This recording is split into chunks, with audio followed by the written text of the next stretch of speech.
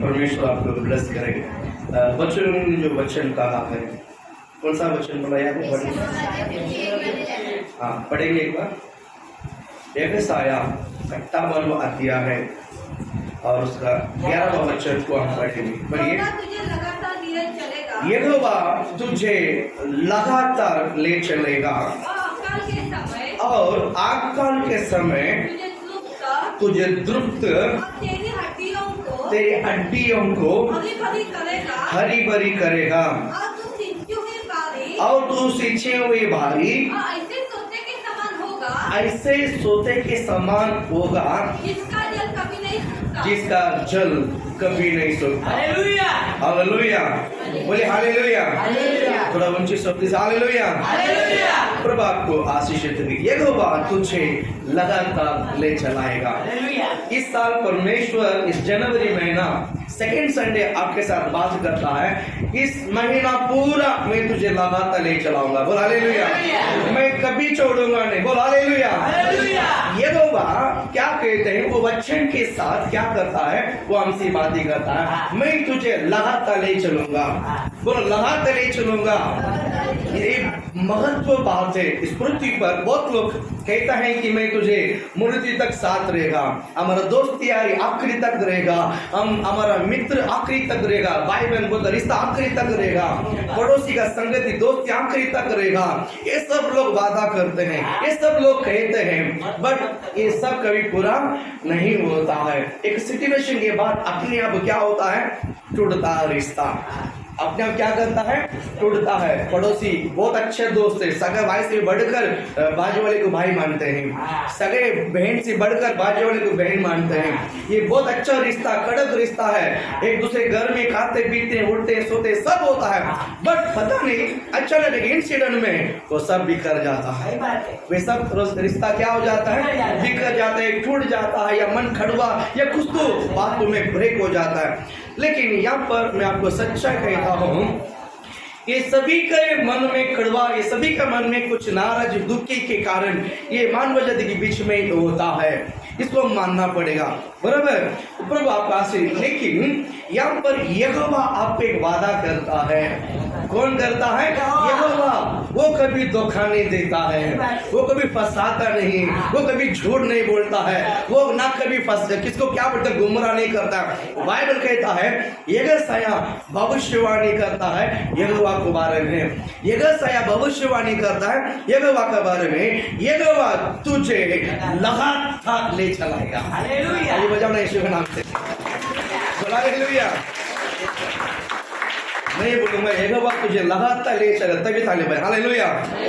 यहोवा तुझे लगातार ले चलाएगा। आमीन, आमीन बोलकर ताली बजाना। बोल हालेलुया।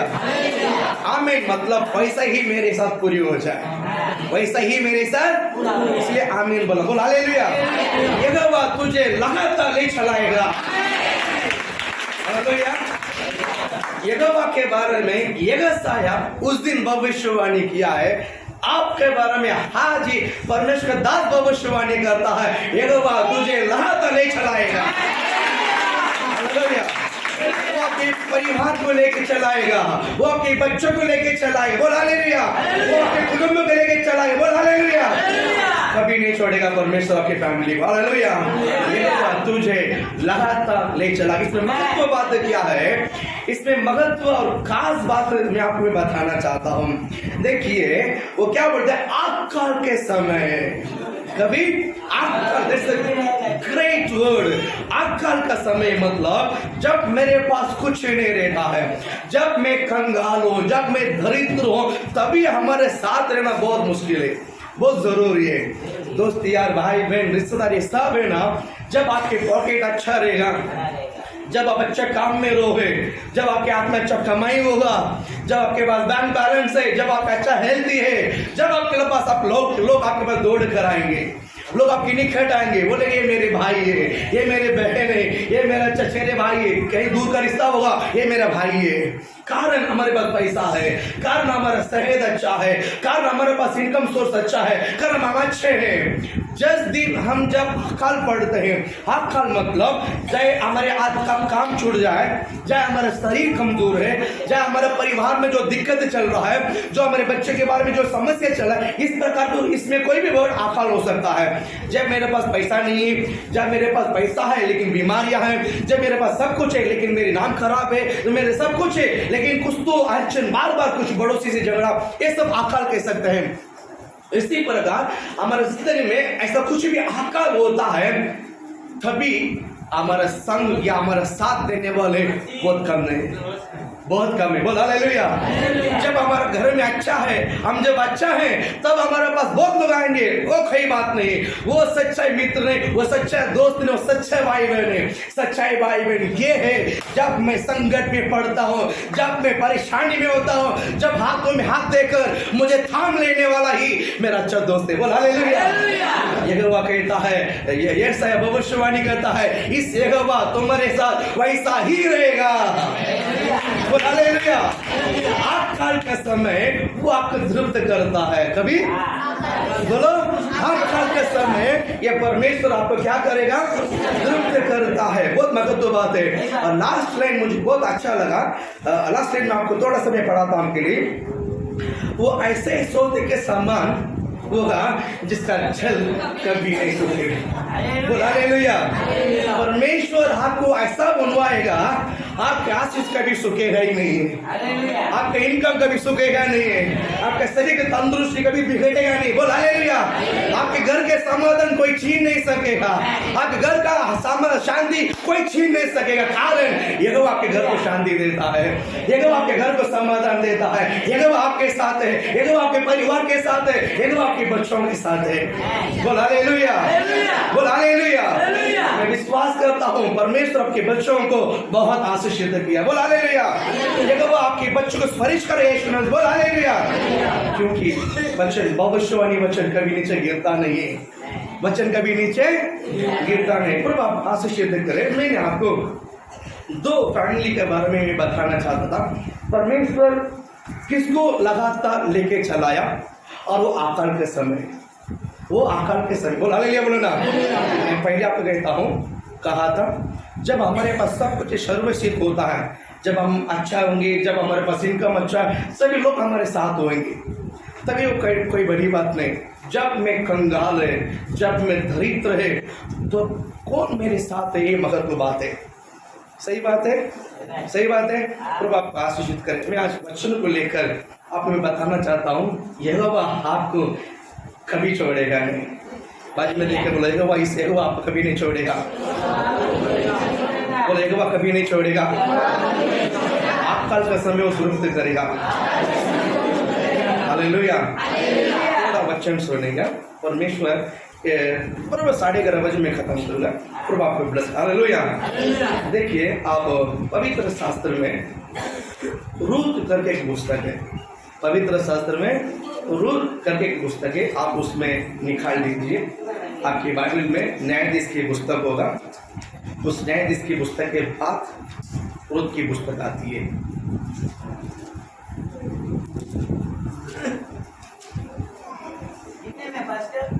रूत की पुस्तक, हाँ नहीं, और उस पुस्तक को आप निकाल कर रखिए, उस पुस्तक को निकाल कर रखिए। अभी आप उसमें पहला और दूसरा वचन तो आप पढ़िएगा।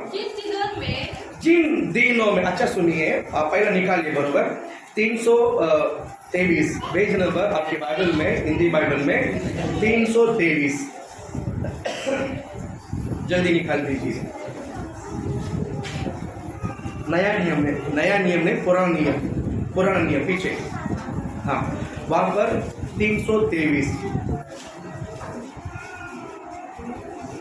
अगर कोई है तो बाजू में थोड़ा मदद करो उनको, जिसको समस्या है निकालने को। पेज नंबर 323, 323, जल्दी निकाल दो। मिला? हाँ, अभी आपको पहला दिया है, पहला वचन और दूसरा वचन। जिन दिनों में न्याय लोग न्याय करते थे, उन दिनों में देश में अकाल पड़ा। तब यहूदा के बेथलेहम का एक तब यहूदा का बेथलेहम का एक पुरुष अपनी स्त्री और दोनों पुत्रों को संग लेकर मोवाब के देश में परदेसी होकर रहने के लिए चला। दूसरा वचन, उस पुरुष का नाम है एलीमेलेक, उसका पत्नी का नाम है नाओमी, उनका दो बेटे का नाम है, एक का नाम है महलोन और दूसरे का नाम है किलियोन थे। हाँ, ये प्रॉपर्टी थे अर्थात यहूदा के बेथलेहम के रहने वाले, यहूदा के बेथलेहम के रहने वाले थे। वे मोआब के देश में जाकर वहां रहे। बोल हालेलुया। अभी बाइबल को मत देखिए, अभी मेरी तरह देखिए। हालेलुया।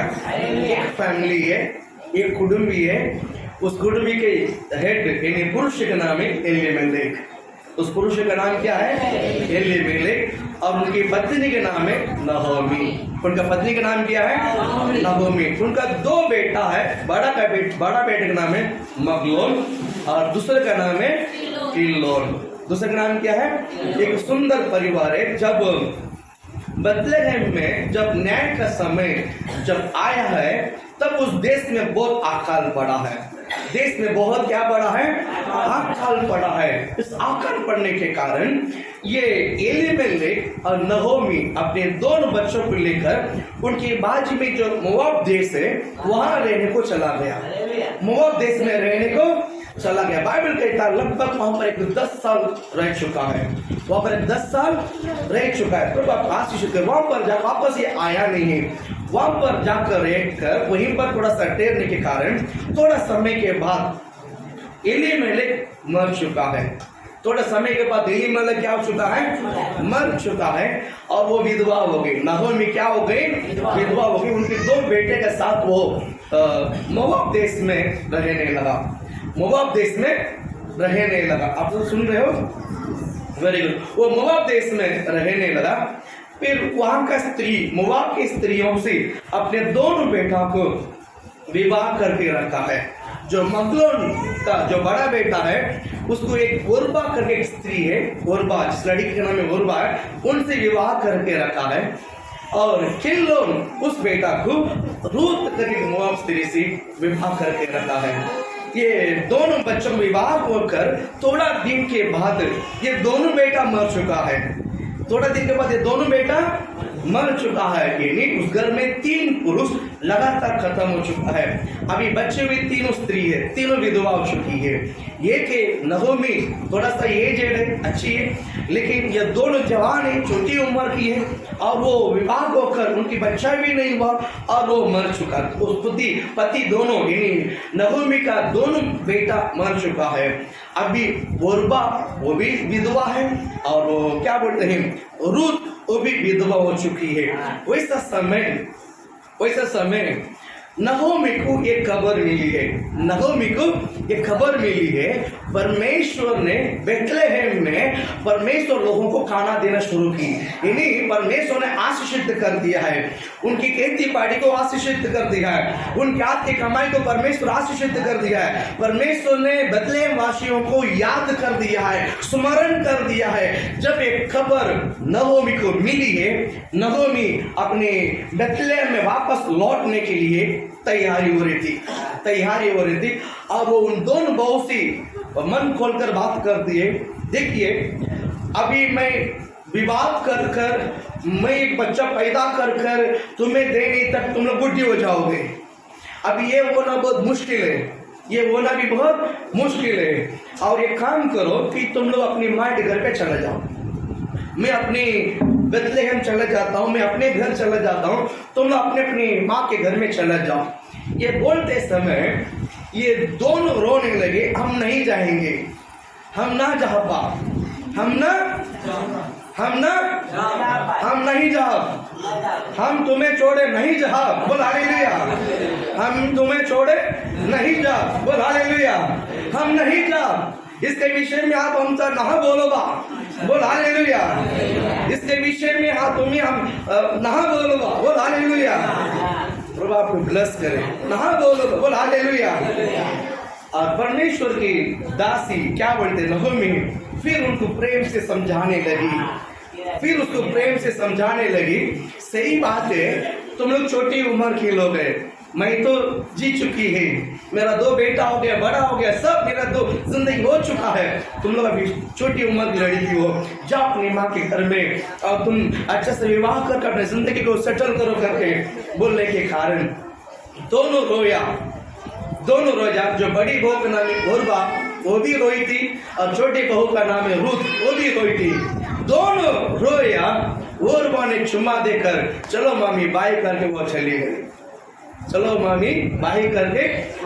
गई।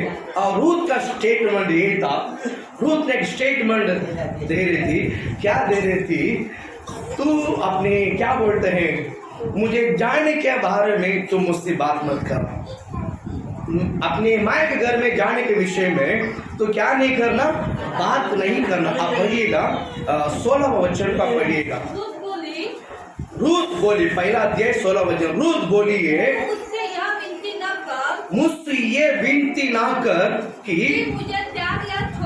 मुझे त्याग या छोड़कर लौट जा, क्योंकि जिधर तू जाए, रूथ कहती है अपने सास को देखकर, जिधर तू जाए उधर मैं भी जाऊंगी, जहाँ तू टिके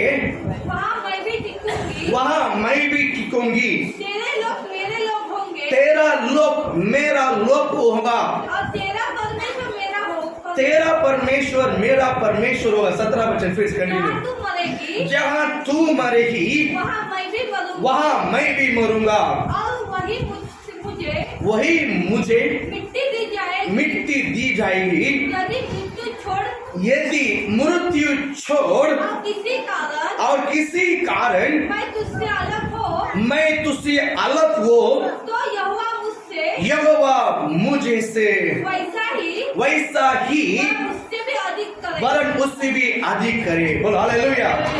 यह रूथ एक बहू है, अपनी सास नहोमी से कहती है, मृत्यु छोड़कर कोई हमें अलग नहीं कर सकता है, मृत्यु छोड़कर हमें कोई अलग नहीं कर सकता। लेकिन जिंदगी को देखते हैं तो काली है, कंगाल है, कुछ भी नहीं रह गया है।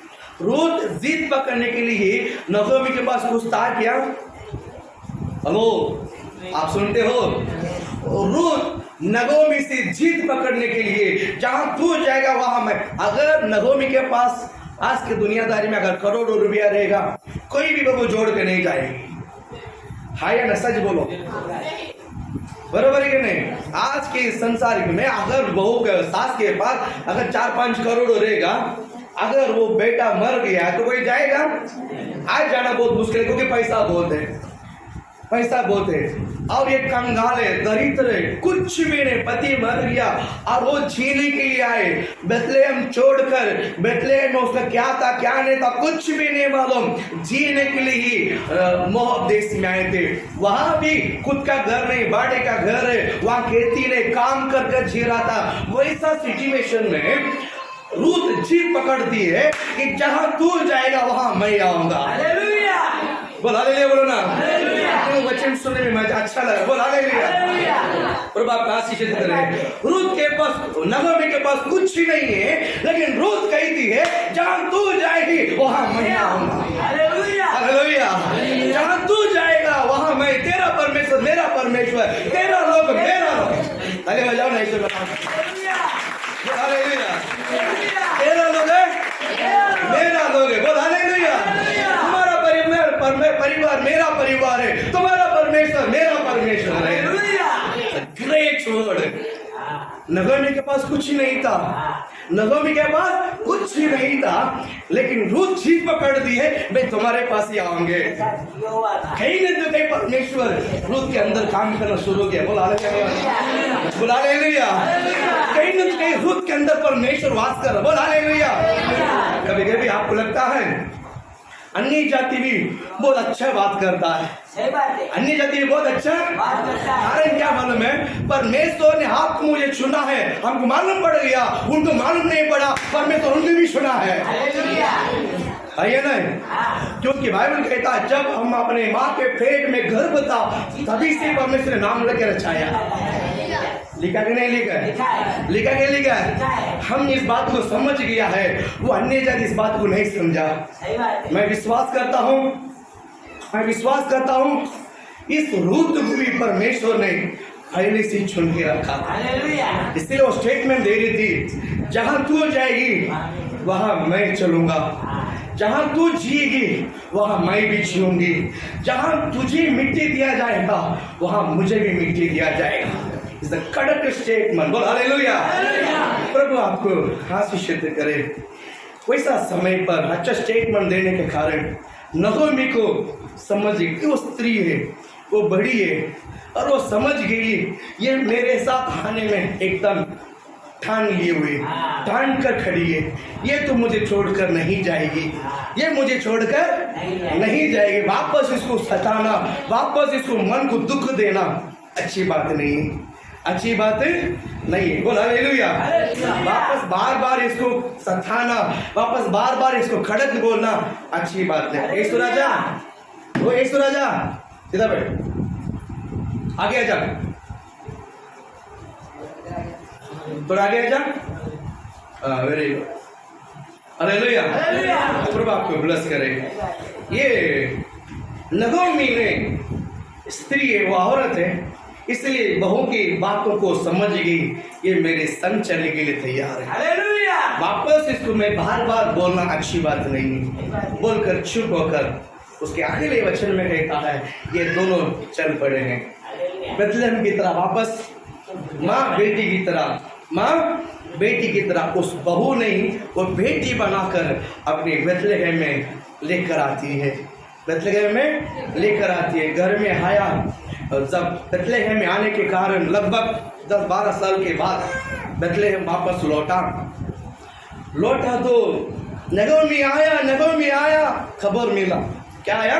नगोमी आए। आज के शहर, आज के दुनिया समय पर आप गाँव जाओ, गाँव वाले हमसे भी अच्छा है, बेहतरीन है, उनके पास कार, बंगला, बाइक, गाड़ी, खेती बाड़ी सब कुछ है, बराबर है कि नहीं? वो हमसे भी बेहतरीन है, बहुत अच्छा शहर है, बराबर है कि नहीं? लेकिन ये 40-50 साल के पहले, 40-50 साल के पहले और मुंबई से कोई जाता था ना गाँव, लोग ढूंढ कर आते थे, गाँव से, बम्बई से आया, ट्रेन में आया, पूछते थे। 40-50 साल के पहले के बाद ये कर रहा हूँ। बोला हालेलुया। 40-50 साल के पहले के बात है, लोग चकित होकर देखने को आए थे, ट्रेन में यात्रा कर आया है, उधर कैसा रहा, लोग पैसा ऐसे झाड़ में उगता है क्या, ऐसे इकट्ठा करके लेकर आता है क्या, ऐसे कल्पना के शब्द था। मैं भी जब छोटा था तो हमारे गाँव के लोग जो बॉम्बे थे, मैंने भी उसको पूछा कि जिस तरह हमारा आम का झाड़ है, पपैया का झाड़ है, उस तरह पैसे का झाड़ होते क्या उधर? बॉम्बे जाने के बाद सब रेंट से बदल जाता, मुझे लगता है वहाँ पर पैसा बहुत है, मुझे भी लेके चलो, मैं घोनी लेकर आता हूँ। बोला हालेलुया। याद है मुझे, ऐसा याद है नहोमी बेथलेहम जाने के बावजूद सारे बेथलेहम वासी इकट्ठा हो गया कि नहोमी आई, पूरे गांव हल्ला मच रहा, अरे नगोमी आए।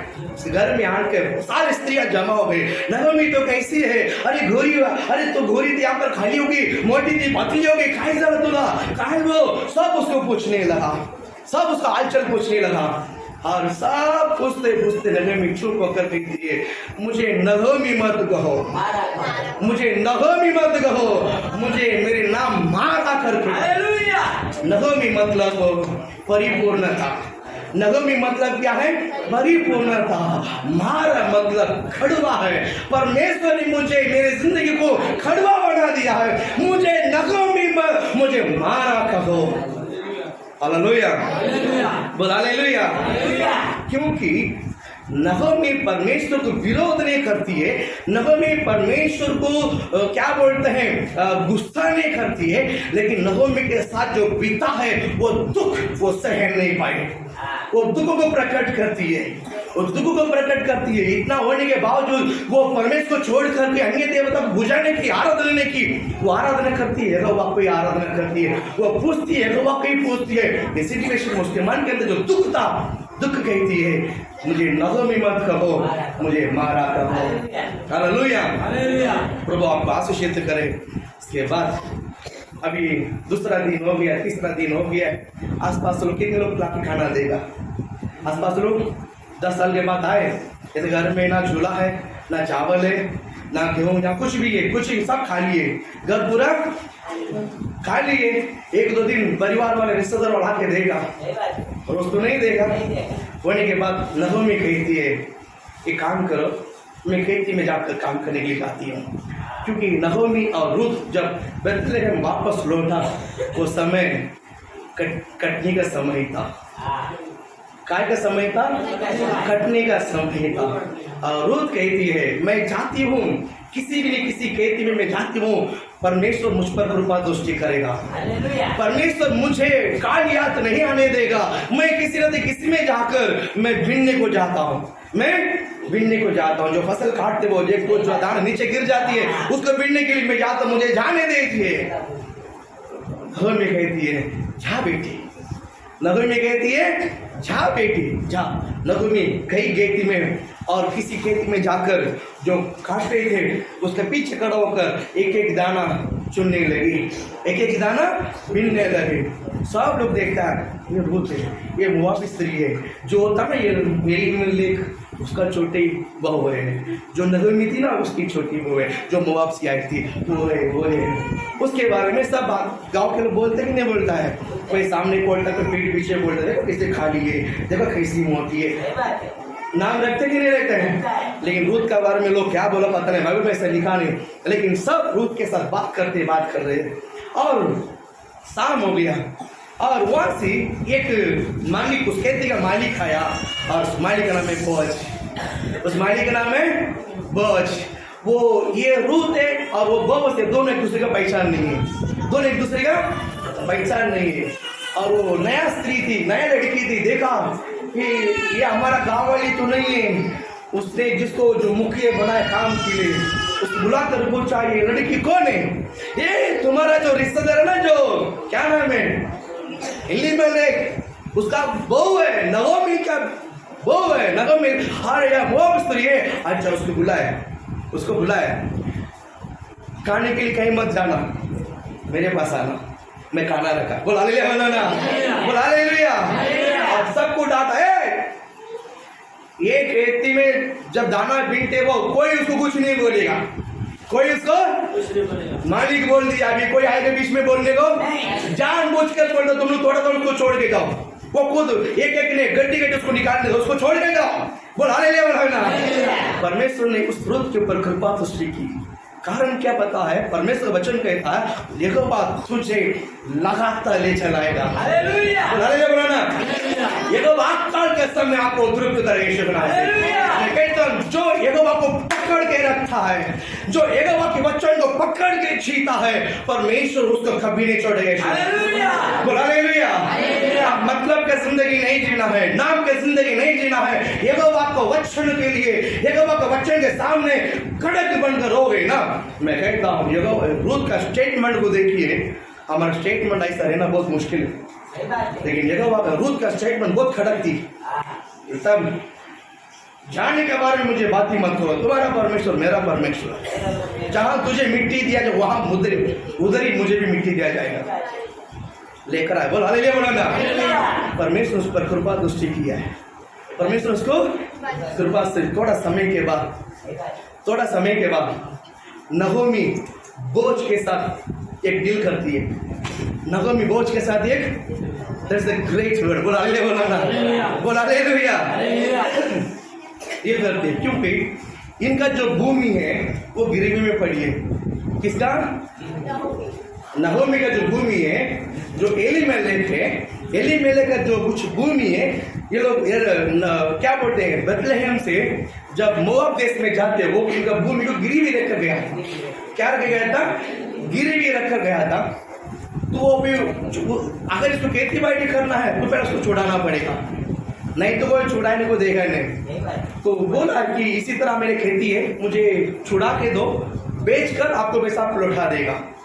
उसको बेचने का है, और उसको बेचने का है। नगोमी ने क्या बोलते हैं, बोझ को बता दिया है, और बोझ कहता है कि तुम्हारा परिवार में रिश्तेदार मेरा हक है, लेकिन मुझसे ज्यादा और एक है, मुझसे ज्यादा और एक है। अगर वो हाँ बोलेगा ना और वो छुड़ाएगा, अगर वो नहीं है तो मैं छुड़ाने के लिए तैयार है, मैं छुड़ाने के लिए तैयार है। तो ये बात नगोमी ने जो बोझ को बता है।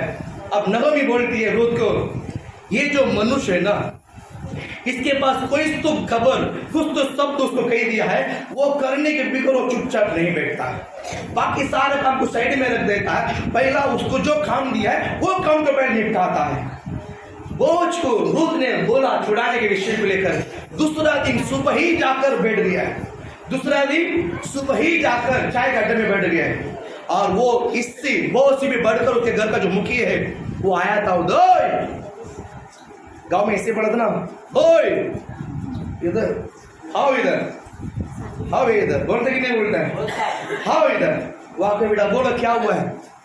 तो बोझ ने उसके घर में मुख्य लोग 10 लोगों को इकट्ठा कर दिया, एक ग्रुप वहां पर मीटिंग बैठा दिया, सब इकट्ठा करके मुख्य लोग इकट्ठा करके बैठा दिया है। बोलता हमारा जो है भाई है एलीमेलेक है, हमारा भाई जो है एलीमेलेक है, उसका जो भूमि गिरवी रखी है उसको छुड़ाना है।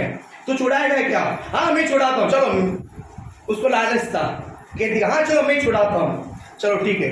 छुड़ाने का है, बात सब होने के बाद अब बोलता है छुड़ाने का और एक विषय है, अगर भूमि छुड़ाना है तो उस भाई का क्या बोलते हैं, नगोमी का जो बहू है उसको भी तो विवाह करना है, उसके भी तो क्या करना है, विवाह करना है। और वो बोलता है नहीं नहीं मैं छुड़ाने के लिए तैयार है, उससे विवाह कर मैं अपनी जिंदगी बर्बाद नहीं करना चाहता, वो मुझे नहीं करना है, मुझे नहीं करना कर उसने। उस समय क्या नियम था यरूशलेम में, उस समय यरूशलेम में क्या नियम था? आज हम साखरपुडा बोलता ना मराठी मध्ये, साखरपुडा हिंदी में क्या बोलता है? हिंदी में एंगेजमेंट नहीं, हिंदी में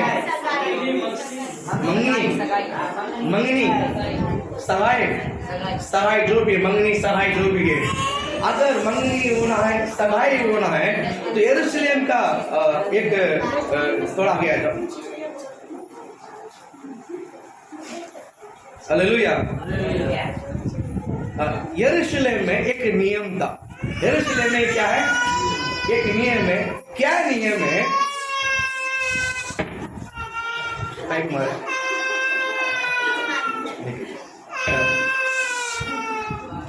थोड़ा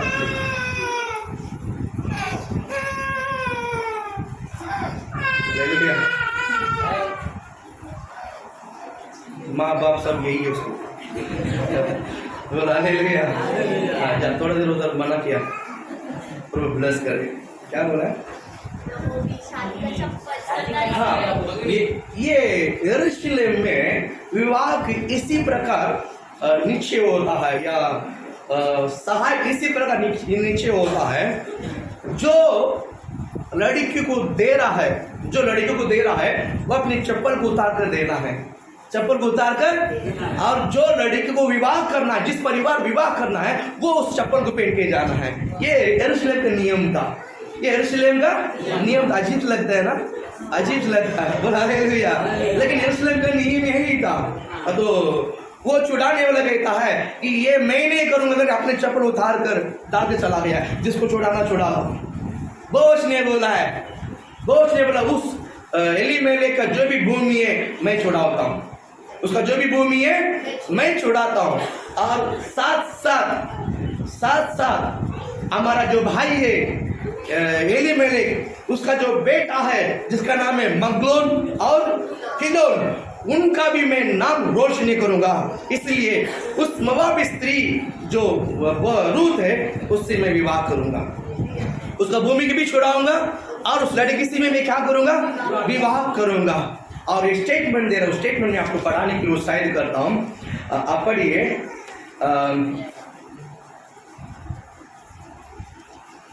14 अध्याय, आप आइए।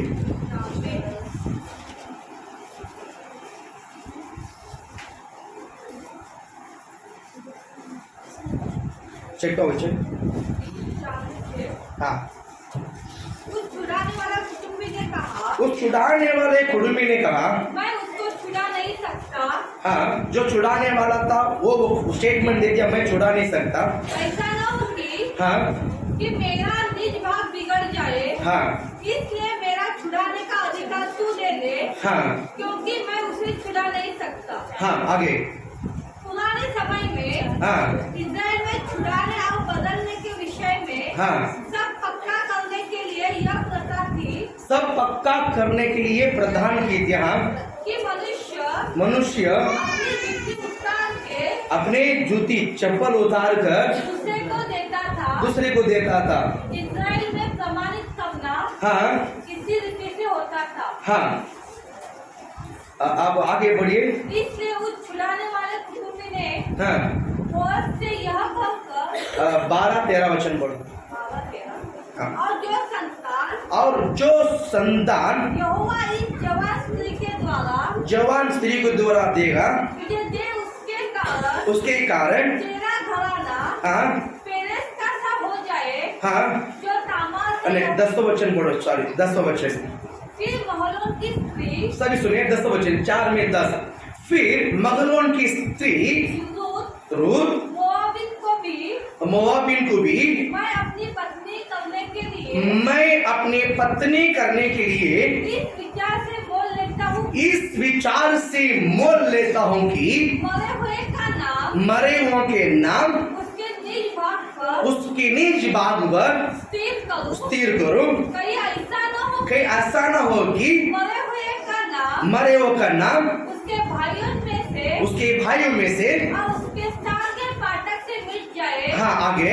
तुम लोग आज साक्षी ठहरे हो। तुम लोग आज इन सभी बातों का क्या है, साक्षी। 11 वचन में तब पाठक के पास जितने लोग थे उन्होंने उन और वृद्ध लोगों ने कहा, वृद्ध मतलब बुजुर्ग लोगों ने कहा, हम साक्षी है यह जो स्त्री तेरे घर में आती है, ये जो स्त्री तेरे घर में आती है उसको यहोवा इस्राएल के घराने की दो, वो यहोवा इस्राएल के घराने को दो, उपजाने वाले राहेल और लिया के समान करे, राहेल और लिया के समान करे, और तू एफ्राता में वीरता करे, और तू एफ्राता में वीरता करे, और बैतलहम में तेरा नाम बड़ा हो। बैतलहम में तेरे नाम क्या हो। अभी शादी हो चुका है, अभी रूत के साथ क्या हो चुका है, बोल हालेलुया। रूत को परमेश्वर ने छोड़ा है, रूत परमेश्वर ने छोड़ा है। क्या रूत की जिंदगी में हरा भरा था? नगोमी के पास बहुत कुछ था, नगोमी के पास बहुत कुछ था क्या? कुछ भी नहीं था। नगोमी खाली थी, नगोमी विधवा, नगोमी के पास जब छोड़ा वो खेती था, वो भी गरीबी में थे, वो कुछ भी नहीं था। लेकिन रूत का स्टेटमेंट नगोमी के साथ चलने की जो तैयारी है, आगे आगे परमेश्वर ने उस रूत को किस तरह आशीषित क्या देखिए। वो आप देख बदलेहम में आया और बोवज के साथ, बोवज उस देश में बदलेहम में बड़ा धनवान व्यक्ति था। कौन था? धनवान व्यक्ति था। रूत मुझे एक धनवान मिलेगा आस बना कर आई थी क्या? रूत के दृष्टि में होता क्या? नहीं, रूत के कल्पना में भी, उसके रूत का सोच में भी ऐसा नहीं था। लेकिन रूत अपनी सास माँ नगोमी के साथ उसका अच्छा बॉन्डिंग था, नगोमी के साथ अच्छा बॉन्डिंग था। और नगोमी के साथ हाय, और देखिए नगोमी का रिश्ता था यहाँ पर बहुत, और उसमें से कि बोझ बड़ा धनवान था। बड़ा क्या था? धनवान था। और बोझ के साथ उनकी विवाह हो चुका है, बोझ के साथ उनका क्या हो चुका है? विवाह हो चुका है। प्रभु उसको आशीषित करे। इस बोवज के अवधूत के संतान में कौन कौन पैदा हुआ है, मैं आप एक वचन में बताना चाहता हूँ। बोलो हालेलुया, बोलो ना, बोलो हालेलुया। आपको मैं कहना चाहूंगा, अगर आप जब अकाल पढ़ते हैं, जब हमारा घर जब दरिद्र जैसा होता है, जब हम समस्या में पड़ते हैं ना, आपको मैं बताता हूँ, विश्वास में खड़ा हो जाइए। बोलो हालेलुया, विश्वास में मजबूत खड़ा हो जाइए। परमेश्वर उसके बाद बहुत बड़ा ऊंचा आपकी जिंदगी में करने वाला है। कभी भी एक समस्या आता, समझ जाओ आगे परमेश्वर ब्लेसिंग रखा है। बोलो हालेलुया, बोलो ना। कभी भी आपकी जिंदगी में एक परेशानी होती है या संकट आता है, विपत्ति आता है, तो समझ जाओ इसके पीछे परमेश्वर ने बड़ा आशीषित रखा है। ये बात ध्यान में रखिए। बोलो हालेलुया, कभी ना भूलिए। मैं आगे आपको एक वचन पढ़ाने के लिए कहता हूँ, आप पढ़िए 16 वचन पढ़िए। फिर नागोमी उस बच्चे को, किस बच्चे को? रूत के बच्चे को। अभी बोवज रूत को विवाह होकर उनका बच्चा भी हो गया है। उनका क्या हो गया है? बच्चा हो गया। हाँ, फिर नागोमी उस बच्चे को अपने गोद में रखकर उसकी धाइया काम करने लगी। बोलो हालेलुया, बोलो ना। आगे बोलो। हाँ, 17 वचन। और उसकी पड़ोसियों ने यह कहकर नागोमी को एक बेटा उत्पन्न हुआ है, लड़का का नाम ओबेद रखा है। ओबेद, बोल हालेलुया, बोलो ना। रुको, नागोमी और बोवज का एक बेटा उत्पन्न हुआ है। उस बेटा का नाम क्या है? बोलो, क्या नाम है? सभी बोलो, क्या नाम है? बोलो ओबेद, बोलो ओबेद। हालेलुया।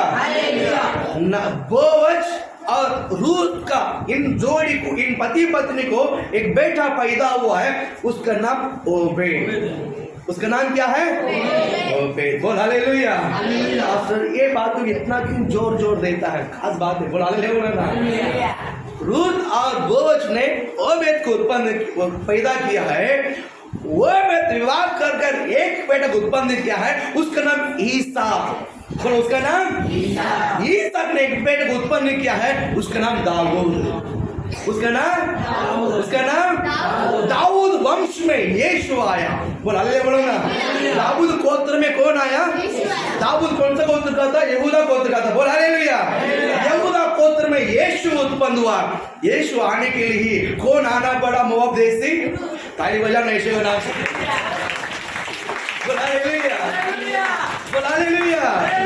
यीशु इस पृथ्वी पर आने के लिए, दाऊद जन्म होने के लिए, बोल हालेलुया, गोलियत को गिराने के लिए परमेश्वर दाऊद को तैयार करता था। उस दाऊद के जन्म देने के लिए परमेश्वर ने रूत को लेकर आया। ताली बजाना।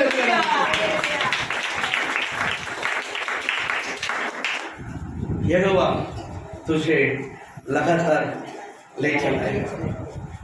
वो अकाल के समय तृप्त करेगा। हुआ कि नहीं? तृप्त हुआ कि नहीं? रूत को छोड़ दिया परमेश्वर ने, बीच रास्ते में छोड़ दिया, सड़क में छोड़ दिया, कंगाल में छोड़ दिया। हालेलुया। उस नीचे घिरे हुए रूत को लेकर परमेश्वर राजमहल में बिठा दिया। आपको भी वैसा ही करेगा यीशु के नाम से। बोल हालेलुया। बाद में देख के बोला आशीषित रहोगे। आज के कंगालों को देख के चिंता मत करो। रूत में एक बदलाव हुआ ना, वैसे ही आपके घर में भी होने वाला है। बोला आप आशीषित रहोगे, बोला आप आशीषित रहोगे, बोला आप ब्लेसिंग रहोगे, बोला आपके घर बनेगा, आपका बच्चा आशीषित रहेगा, बोला आपके संतान में से एक महान पुत्र उत्पन्न होगा यीशु नाम से। बोला हालेलुया। होगा कि नहीं होगा? होगा कि नहीं होगा? रूत ने सोचा भी नहीं है मैं एक बेटे को उत्पन्न करूं, उसका नाम ओबेद रखेगा। ओबेद को नहीं मालूम मैं ईसा को उत्पन्न करूंगा। ईसा को नहीं मालूम मैं दाऊद को उत्पन्न करूंगा। दाऊद को नहीं पता कि मेरा वंश में ईसा उत्पन्न होने वाला है। अजीब लग रहा है ना? लग रहा है ना? लेकिन ये सच्चा है, लेकिन ये सच्ची बात है। बोल हालेलुया। परमेश्वर आपको इस वचन को लेकर आशीषित करे। जय मसीह की।